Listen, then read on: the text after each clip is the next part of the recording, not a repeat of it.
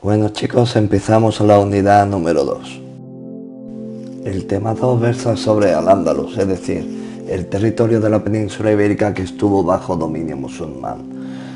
Tenéis que tener en cuenta que la historia se inicia en el año 711, que es cuando los musulmanes entran a la península por el estrecho de Gibraltar, y va a finalizar en 1492 con la conquista del Reino de Granada por los Reyes Católicos. Tras la muerte de Mahoma y situándonos entre los siglos VII y IX, es cuando se va a llegar a hacer la expansión de los musulmanes, ¿vale? Las nuevas conquistas en nombre de la nueva religión. Podemos establecer tres etapas, ¿no? La del siglo VII, que es la etapa dirigida por los primeros califas, donde se conquistan las zonas más cercanas, Siria, Egipto, ¿no? Llegando a dominar parte del imperio de Mesopotamia. Ya en el siglo VIII, que nos encontramos los omeyas, es cuando llegan hasta la zona río Indo, intentan asediar Constantinopla, no pueden conquistarla y se dirigen hacia el norte de África, ¿vale? Incluso llegando, que es lo que nos interesa a nosotros, a la península ibérica. Intenta llegar incluso a introducirse en Europa por el reino franco, pero ahí van a ser detenidos por los francos en la batalla de Poitiers en 732 y son obligados a retirarse hacia España. Ya en el siglo IX se van a centrar en expandirse hacia el sur de Egipto y ocupan algunas zonas pequeñas de Europa, como por ejemplo Palermo. Eso ya en época abásida.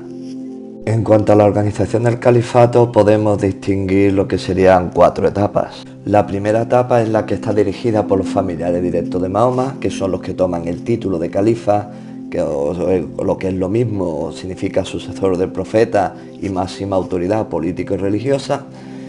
Pero hay un problema después de estos califas a la hora de elegirlo. ¿Quién debería ser el califa? Esto va a provocar una división entre la comunidad musulmana que dura hasta hoy en día, que son las dos ramas de lo que sería el Islam, los chiitas y los sunitas. Los chiitas son los que decían que el califa debería ser descendiente directo de Mahoma, mientras que los sunitas decían que debería ser elegido entre los más creyentes de los creyentes. La segunda etapa dentro de la organización del califato, hablamos ya de la dinastía omeya. Es una dinastía que proviene de la actual Siria y por eso nos encontramos que se instala la capital en Damasco. Importante de esta dinastía omeya, que fue la que llevó a cabo la gran expansión territorial del Islam. Es lo que tenéis detrás mía en el mapa hasta el color morado.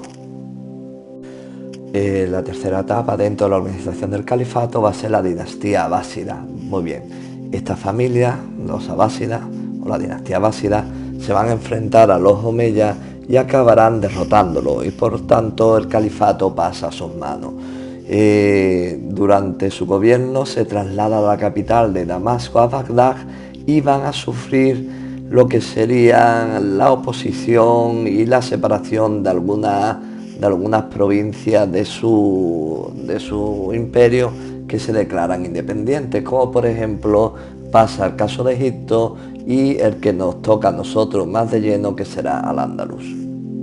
La última etapa dentro de la organización del califato ya nos quedamos con los turcos, que desde el siglo XIII son los que tienen el control del imperio. Estos mismos turcos que en 1453 conquistarán finalmente Constantinopla, capital de Bizancio, y es lo que es una de las fechas o uno de los hechos que consideramos como el fin de la Edad Media junto con el descubrimiento de América.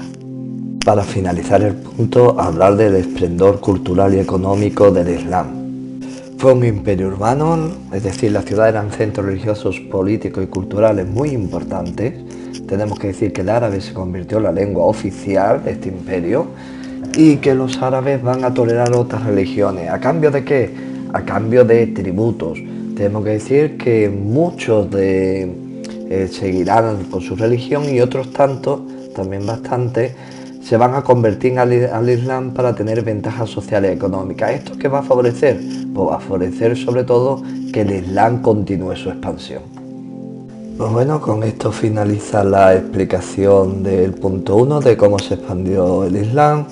Próximamente pues veremos el punto 2, que será la conquista de Al-Ándalus.